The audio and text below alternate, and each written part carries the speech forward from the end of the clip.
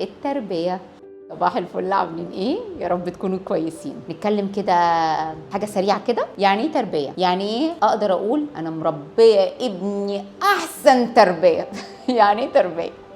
سألت السؤال ده لناس كتير، بس كل واحد ليه مفهومه الخاص اللي انا المفروض بحترمه، ما اقدرش اقول عليه حاجه، بس انا هقول لكم مفهومي انا عن التربيه. انا من رايي التربيه معناها اول حاجه ان انا اقدر ان انا اربي ابني او اخليه يقدر يعيش في الحياه دي من غيري وهو مستغني عني. كلام صعب صح؟ معلش. هو اول حاجه ان انا بعلم ابني ازاي يبقى اندبندنت، يبقى مستقل، يقدر انه يعمل كل حاجه بنفسه، يقدر ان هو يعمل سندوتشاته الصبح، يقدر انه يدخل التويليت لوحده، يقدر ان هو يستحمى لوحده، يقدر يربط الجزمه لوحده. الحاجات دي كلها بتاهل ابني انه يبقى مستقل وعنده زي ايه، ثقه بنفسه، ويقدر يتعامل في الحياه دي، ما يعتمدش على حد. ودي من اهم النقط بالنسبه لي انا اللي المفروض ان انا احطها في ابني او بنتي علشان احس ان انا بربيه تربيه صحيحه. حاجه تانية اتقالت لي، وطبعا يعني انا يعني ليهم الاحترام طبعا وفوق راسي الكلام، ما اقدرش اقول عليه حاجه، ان التربيه ان انا اعلمه الدين صح، وايا يكن الدين اللي انا بعلمه لابني الدين الصح، مش عارفه ايه، فوق راسي الكلام ده.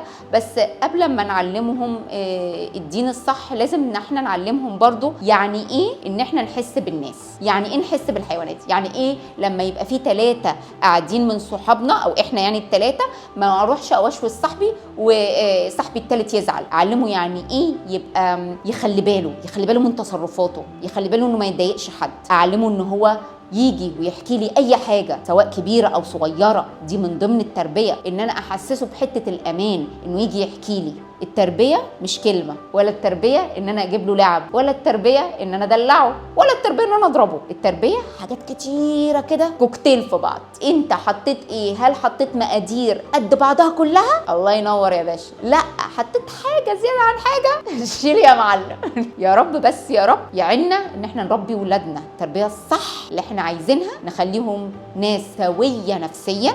دي حاجه صعبه قوي قوي قوي قوي. وخلي بالك من جمله هقولها لك دلوقتي، الولاد مرايه اهاليهم. يا ريت انت لما تيجي تتكلمي في الموبايل، او حضرتك لما تيجي تقعد مع صحابك او تتكلم في الموبايل، ما تجيبيش سيره دي وسيره ده وتقلسي على دي وعلى ده، وبعد كده تقولي انا مش عارفه انا ابني بيقلس على اصحابه، انا مش عارفه اتعلم الكلام ده منين. او انك انت تقولي لفظ، او مش هقول انت، ممكن الاب مثلا يقول لفظ فالولد يخلي باله من اللفظ ده ويقوله، فنخلي بالنا. تمام؟ يا رب يا رب يا رب تكون الكلمه البسيطه السريعه دي اثرت فيكم واستفدتوا بيها في حاجه. باي باي، واشوفكم ان شاء الله في الفيديو الجاي.